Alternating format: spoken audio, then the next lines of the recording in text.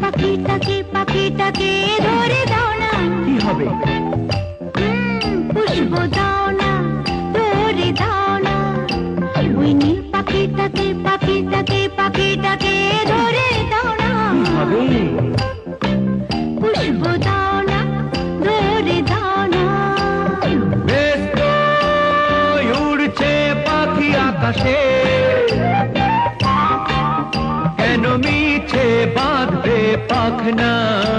ওই নীল পাখিটাকে পাখিটাকে পাখিটাকে ধরে দাও না। কি হবে?